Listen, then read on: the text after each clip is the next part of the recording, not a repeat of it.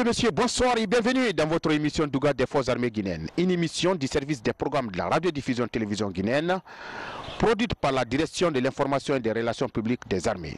Le 4 février 2018, le peuple de Guinée a été convoqué aux urnes dans le cadre des élections communales et communautaires. Les détails, ça sera dans cette émission avec le sergent-chef Lamine Sana Kamara.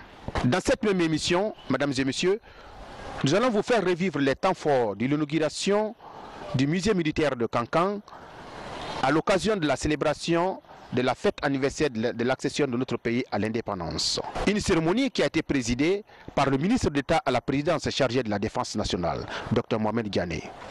Suivez. À l'instar des autres citoyens du pays, les forces de défense et de sécurité étaient mobilisées tôt ce matin pour ce scrutin du 4 février, avec un double rôle à jouer, celui de voter pour élire les maires, les présidents de conseils de quartier et la sécurisation des dites élections. Je suis plus que fier aujourd'hui, parce que souvenez-vous, pour qu'on y soit, il a fallu le dialogue politique national interguinéen. Et ma modeste personne a eu à diriger, à présider, n'est-ce pas, ce dialogue, d'un premier côté. D'un second côté, il fallait suivre les actes qui constituent les points d'accord du dialogue. Alors les élections communales étaient l'un des nœuds les plus importants. Alors le comité de suivi du dialogue également a été présidé par ma modeste personne avec, si vous voulez, les instructions du président de la République, chef de l'État. Que nous soyons parvenus aujourd'hui dans la compréhension entre l'opposition et la mouvance républicaine, l'opposition dans ses différents compartiments, que nous sommes parvenus aujourd'hui à arriver à la conclusion, n'est-ce pas, de ce point important qui est l'organisation des élections, je suis personnellement fouetté par un sentiment de réconfort, moral surtout. Alors aujourd'hui, les Guinéennes et les Guinéens se rendent dans les différents bureaux de vote. Il s'agit d'élections très importantes. Il s'agit de trouver les hommes et les femmes, j'allais dire d'ailleurs les femmes et les hommes, à mesure de gérer les intérêts des communautés pour la communauté. Tout ce qui se passe aujourd'hui, que ce soit des forages, que ce soit des pistes rurales, que cela touche des infrastructures sociales de base, écoles, centres de santé, etc., eh bien c'est les communautés. Si celles-là n'ont pas de véritables leaders à leur tête, la communauté va longtemps se chercher sur le chemin de son développement et ne parviendra pas. Donc, les élections de proximité, c'est le choix d'un citoyen comme vous, mais que vous connaissez parfaitement parce qu'il vit avec vous. Vous avez su par le passé que cet homme-là est animé d'un sentiment de développement pour l'ensemble des citoyens. Vous mettez votre croix, vous le choisissez. Voilà le sens. Et c'est pour cela que nous saluons aujourd'hui le climat d'apaisement, d'équilibre social qui est en train de soutenir cette journée historique de vote. On attendait ça depuis 12 ans maintenant. Depuis 12 ans, on attendait ces élections. Donc les voilà aujourd'hui dans nos mains, à la satisfaction du président de la République, à la satisfaction des opposants, à la satisfaction de la communauté internationale. Et mon département, partenaire technique de la CENI, mon département, président le dialogue politique guinéen, président le comité de suivi, mon département en tire une très grande satisfaction. Au niveau de tous les bureaux de vote visités par notre rédaction, président de bureau, délégués des partis politiques, observateurs, électeurs et agents de sécurisation du processus électoral se félicitent du calme et de la sérénité qui règne durant ce vote. Cette fois-ci, comme prévu, je n'ai pas vu beaucoup d'engouement. Mais néanmoins, on a participé, c'est le devoir d'un citoyen libre. Je fais ce que je dois faire. J'ai voté pour mon candidat. Je souhaite qu'il gagne aussi. Oui, mais on a bien voté, dans la tranquillité, paisiblement, vraiment, je suis très content. Je veux dire qu'à tous les citoyens guinéens, pour qu'on se donne la main dans la main, pour que le pays puisse aller en avant, pour que tous les Guinéens puissent en bénéficier. Mais ça, tout ça, c'est dans la paix que ça se passe. Donc on n'a qu'à s'aimer. Bon, et respecter aussi les chefs qui sont sur notre chemin, qui viennent nous guider. Donc je remercie les jeunes Guinéens de cette tranquillité et dans la paix, que la paix règne sur la Guinée. Je suis allé voter dans le bureau 12, numéro 12. Tout est passé dans l'ordre, dans la discipline. Voilà, il n'y a aucune anomalie. Le quartier est sans fil.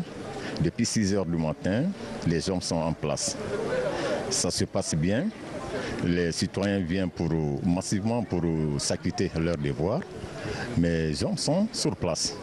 Pour le moment, rien comme les difficultés. Donc, nous sommes là. On assure la sécurité pour les citoyens et pour tous les problèmes qui vont se passer. On est prêt pour assurer. Et tout se passe à merveille. Nous avons ouvert le bureau à 7h30. Tous les membres des différents partis sont présents. Les délégués sont présents. Les observateurs viennent de temps en temps et nous notons. Donc tout se passe bien. Il n'y a pas de problème pour le moment. Et je vous rassure que tout se passera bien. Oui, s'il plaît à Dieu.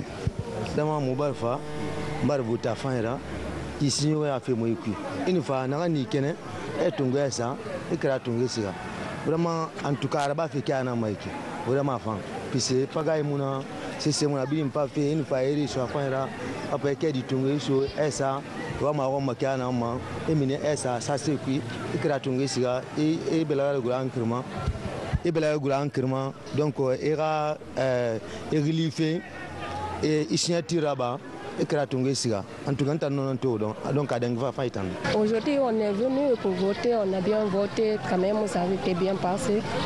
Il n'y a pas de bruit, ça se passe très bien quand même. Quant au commandant de l'unité spéciale de sécurisation des élections locales, il revient sur le rôle combien important de cette unité qui œuvre pour un bon déroulement du processus électoral. En droite ligne avec le décret du président de la République qui a mis en place les unités de sécurisation du processus électoral, la gendarmerie nationale, la police nationale et la protection civile sont les unités qui sont déployées pour sécuriser avant aujourd'hui, n'est-ce pas, la campagne électorale et aujourd'hui les bureaux de vote, le matériel électoral, les démembrements de la CENI, sans oublier après, n'est-ce pas, 18 heures, il sera question d'assurer le transport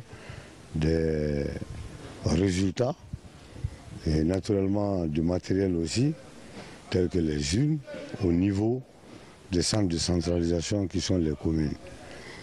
Et après ce travail-là, c'est la question de sécuriser les mêmes résultats centralisés des communes vers, n'est-ce pas, la CENI. Alors pour le moment, l'unité spéciale de sécurisation des élections est fortement mobilisée sur le terrain et je pense que les choses sont en train d'aller vers le bon. À la cité sans fil de Kaloum par exemple, située à quelques encablures du bataillon du quartier général, le chef d'état-major général des armées, en compagnie de ses pairs, s'est acquitté de son devoir civique au bureau de vote numéro 8 avant de lancer ce message à l'ensemble des composantes de la nation. Je viens de m'acquitter d'un devoir civique en tant que Guinéen et j'invite et tous les citoyens s'acquitter de leur devoir civique, car voter c'est un devoir. Et je suis très satisfait du fait que cette élection communale se passe dans la paix, dans la quiétude. J'invite tous les Guinéens à garder le même cap pour toutes les élections, car ce pays appartient à nous tous et rien ne peut se passer sans la paix, sans la sécurité. Ce scrutin du 4 février constitue un des instruments légaux qui contribuent à l'enracinement de la démocratie et ouvre une nouvelle page de l'histoire de la Guinée. Car depuis 12 ans, les Guinéens attendaient ces élections. Mesdames et messieurs, bonsoir et bienvenue dans votre émission Douga des Forces armées guinéennes, une émission du service des programmes de la radiodiffusion télévision guinéenne, produite par la direction de l'information et des relations publiques des armées. Le 4 février 2018, le peuple de Guinée a été convoqué aux urnes dans le cadre des élections communales et communautaires. Les détails, ça sera dans cette émission avec le sergent-chef Lamine Sana Kamara. Dans cette même émission, mesdames et messieurs, nous allons vous faire revivre les temps forts de l'inauguration du musée militaire de Kankan à l'occasion de la célébration de la fête anniversaire de l'accession de notre pays à l'indépendance. Une cérémonie qui a été présidée par le ministre d'État à la présidence chargé de la Défense nationale, Dr Mohamed Diané. Suivez.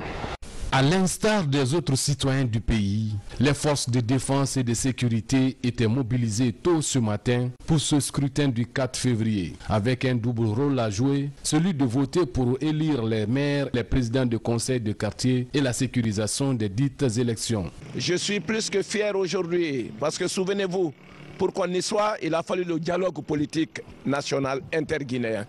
Et ma modeste personne a eu à diriger, à présider, n'est-ce pas, ce dialogue, d'un premier côté. D'un second côté, il fallait suivre les actes qui constituent les points d'accord du dialogue. Alors les élections communales étaient l'un des nœuds les plus importants. Alors le comité de suivi du dialogue également a été présidé par ma modeste personne avec, si vous voulez, les instructions du président de la République, chef de l'État. Que nous soyons parvenus aujourd'hui dans la compréhension entre l'opposition et la mouvance républicaine, l'opposition dans ses différents compartiments, que nous sommes parvenus aujourd'hui à arriver à la conclusion, n'est-ce pas, de ce point important qui est l'organisation des élections, je suis personnellement fouetté par un sentiment de réconfort, moral surtout. Alors aujourd'hui, les Guinéennes et les Guinéens se rendent dans les différents bureaux de vote. Il s'agit d'élections très importantes. Il s'agit de trouver les hommes et les femmes, j'allais dire d'ailleurs les femmes et les hommes, à mesure de gérer les intérêts des communautés pour la communauté. Tout ce qui se passe aujourd'hui, que ce soit des forages, que ce soit des pistes rurales, que cela touche des infrastructures sociales de base, écoles, centres de santé, etc., eh bien c'est les communautés. Si celles-là n'ont pas de véritables leaders à leur tête, la communauté va longtemps se chercher sur le chemin de son développement et ne parviendra pas. Donc, les élections de proximité, c'est le choix d'un citoyen comme vous, mais que vous connaissez parfaitement parce qu'il vit avec vous. Vous avez su par le passé que cet homme-là est animé d'un sentiment de développement pour l'ensemble des citoyens. Vous mettez votre croix, vous le choisissez. Voilà le sens. Et c'est pour cela que nous saluons aujourd'hui le climat d'apaisement, d'équilibre social qui est en train de soutenir cette journée historique de vote. On attendait ça depuis 12 ans maintenant. Depuis 12 ans, on attendait ces élections. Donc les voilà aujourd'hui dans nos mains, à la satisfaction du président de la République, à la satisfaction des opposants, à la satisfaction de la communauté internationale. Et mon département, partenaire technique de la CENI, mon département, président le dialogue politique guinéen, président le comité de suivi, mon département en tire une très grande satisfaction. Au niveau de tous les bureaux de vote visités par notre rédaction, le recrutement et la formation d'un personnel civil ou militaire. Nous devons démultiplier ce type de musées au niveau des autres régions militaires du pays qui viendront servir de relais au Grand Musée national des forces armées que nous allons très bientôt lancer à Conakry. Ces institutions culturelles, en plus de leurs fonctions classiques de conservation et de valorisation du patrimoine culturel, contribueront à valoriser l'esprit patriotique des jeunes dans la défense des intérêts supérieurs de la nation. Ces œuvres d'art retracent les valeurs sûres de nos vaillants soldats morts pour des causes nobles et justes, comme l'indique ce coopérant militaire français. Ce type de musée contribue à la cohésion d'une armée. Elle contribue à la formation du soldat. Parce que le soldat respecte les valeurs de son pays qu'il doit connaître. Et le musée contribue à la connaissance de son histoire et des grandes heures du passé de son armée et de son pays. Le soldat se surpassera s'il sait combien et comment ses anciens se sont sacrifiés. Et le soldat se sacrifiera s'il sait qu'il agit dans l'honneur et pour la fierté de ceux qui lui succéderont. Un musée, une historiographie, des grandes dates structurent le moral de l'armée.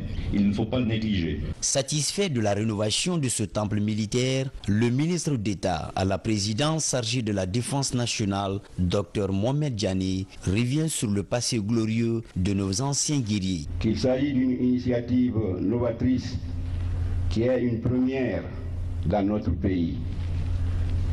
Un musée de l'armée en Guinée n'a que trop tardé quand on se souvient des prouesses de nos braves soldats et anciens combattants qui ont combattu et remporté plusieurs victoires dans notre pays et ailleurs.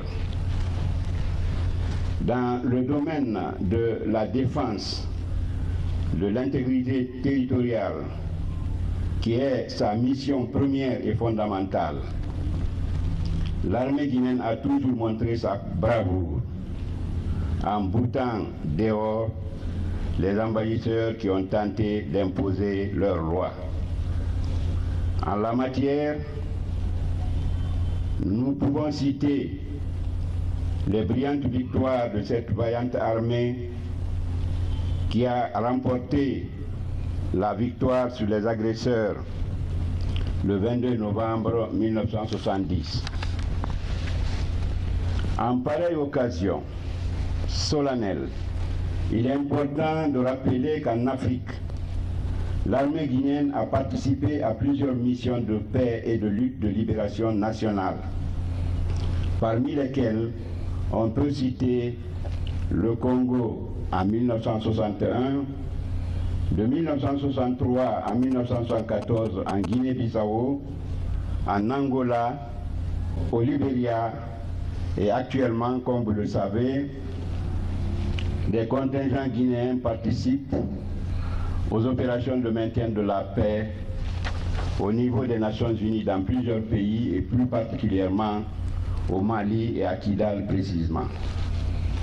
En effet, la région de la Haute-Guinée a été le théâtre de plusieurs guerres d'hégémonie et de conquête après l'éclatement de l'Empire du Ghana. La région a révélé en son sein d'excellents chefs de guerre et d'intrépides combattants dont la renommée a dépassé les frontières de l'Afrique. Au nombre de ceux-ci, on peut citer les fondateurs de l'Empire du Mali constitué de chefs des 16 clans de guerriers avec à leur tête Soundiata Keita. Après l'éclatement de l'Empire du Mali, Siré Bourema Sissé a voulu soumettre ses anciennes provinces sous son autorité et formant un grand nombre de personnes de la région à l'art de la guerre, y compris l'Almami Samori Touré. L'Almami Samori Touré, après la libération de sa mère, constitua son armée et forma plusieurs jeunes au métier des armes. Grâce à sa stratégie et à la puissance de son armée, il a mené une résistance farouche aux envahisseurs français pendant 17 ans. Les vaillants guerriers avec lesquels il a remporté plusieurs victoires étaient en majorité originaires de l'actuelle région militaire de Kankan. Cette même région de tradition guerrière a fourni à l'administration coloniale française des centaines d'hommes qui ont vaillamment servi dans l'armée coloniale pendant les guerres mondiales de 14-18 et de 39-45. Parlant du camp qui abrite ce musée, il a été construit sur ce site en 1936 et prit le nom du général Archinard, celui-là qui envoya la colonne du capitaine Gouro à la poursuite de l'Almami Samori Touré à Bissandou, puis à Denifeso en 1898. C'est le 7 avril 1959 que le camp Archinard de Kankan et 5 autres furent débaptisés Le camp Afina devient donc le camp Sundiata Keita. Depuis sa construction, plusieurs centaines de militaires y ont été formés sous le commandement de 29 officiers supérieurs, parmi lesquels on peut citer le général Toya Kondé, Ibrahima Soli Diallo, Baïlo Diallo, Diara Kamara, Kelfala Kamara et Suleiman Kelefa Diallo ont tous accédé aux fonctions de chef d'état-major général des armées. Ce sont là plusieurs générations de chefs de guerre, d'officiers, de soldats dont la mémoire doit être préservée, ainsi que les éléments matériels à travers lesquels on peut se souvenir de ceux qui sont morts pour la patrie. C'est à la fois un acte de civisme et de reconnaissance de tous ceux qui sont tombés en défendant la patrie, mais aussi un moyen de cultiver le patriotisme chez les jeunes générations et galvaniser leur ardeur combative. En plus des différentes catégories d'archives historiques, d'armes, de tenues, de décorations et autres accessoires de soldats, ce musée sera le sanctuaire où le public aura une large connaissance sur l'armée guinéenne en général et sur la 3e région militaire en particulier. Ce sanctuaire constitue désormais un espace d'inspiration pour les jeunes militaires d'avoir une large connaissance sur nos braves résistants. Une initiative qui cadre bien avec la réforme du secteur de sécurité. Mesdames et messieurs, vous venez de suivre l'intégralité de l'émission Douga qui a été axée sur les élections communales et communautaires et l'inauguration du musée militaire de Kankan, présidé par le ministre d'État à la présidence chargée de la Défense nationale. Il ne me reste plus qu'à vous souhaiter du plaisir en compagnie des programmes de la radiodiffusion télévision guinéenne. Bonsoir, à la prochaine pour d'autres émissions.